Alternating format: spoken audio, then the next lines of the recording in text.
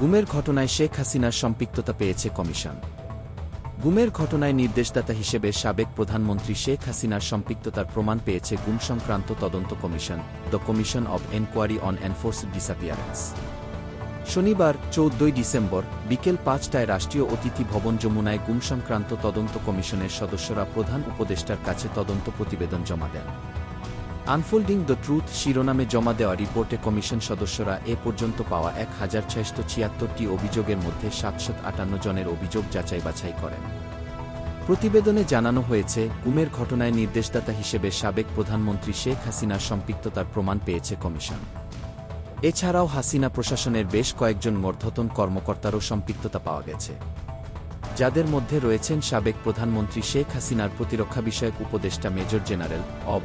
Tariq Ahmed Siddique, national telecommunication monitoring সেন্টারের NTMC সাবেক মহাপরিচালক মেজর জেনারেল জিয়াউল আহসান এবং পুলিশ কর্মকর্তা মনিরুল ইসলাম ও মোহাম্মদ হারুন অর রশিদ। প্রতিবেদনে গুমের শিকার ব্যক্তিদের বিচারিক প্রক্রিয়া শুরুসহ ন্যাব বিলুপ্তির সুপারিশ করেছে কমিশন।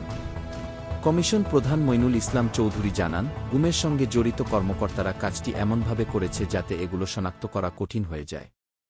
বিভিন্ন ফোর্স নিজেদের মধ্যে ভিকটিম বিনিময় করেছে এবং পরিকল্পনা ভিন্ন ভিন্নভাবে বাস্তবায়ন করেছে। তিনি আরও জানান, গুমের শিকার অনেকে এখনও শঙ্কামুক্ত হতে পারছেন না।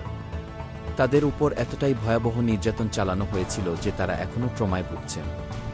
প্রধান উপদেষ্টা তার সর্বশেষ বক্তব্যে গুমের শিকার ব্যক্তিদের সুরক্ষা ও সঠিক বিচারের আশ্বাস দেওয়ার পর রিপোর্টের সংখ্যা অনেক বেড়েছে উল্লেখ করে কমিশনের সদস্যরা অধ্যাপক ইউনুসকে আয়নাঘর পরিদর্শনের অনুরোধ জানান। তারা বলেন, আপনি আয়নাঘর পরিদর্শন করলে ভিকটিমরা অভয় পেতে পারেন। প্রধান উপদেষ্টা তাদের এ অনুরোধে সম্মতি দিয়ে জানান, স্বল্প সময়ের মধ্যেই তিনি জয়েন্ট ইন্টারোগেশন সেল, যা আয়নাঘর নামে পরিচিতি পেয়েছে, সেগুলো দেখতে যাবেন। তিনি কমিশন সদস্যদের তাদের অন্তর্বর্তী প্রতিবেদনের জন্য ধন্যবাদ জানান এবং কাজটি এগিয়ে নেওয়ার ক্ষেত্রে প্রয়োজনীয় সব সহযোগিতার আশ্বাস দেন। কমিশন প্রধান মইনুল ইসলাম চৌধুরী জানান, তারা 3 মাস পর মার্চে আরও একটি ইন্টারিম রিপোর্ট দেবেন। কাজটি শেষ করে চূড়ান্ত প্রতিবেদন দিতে কমপক্ষে আরও 1 বছর সময় প্রয়োজন বলে জানান তিনি।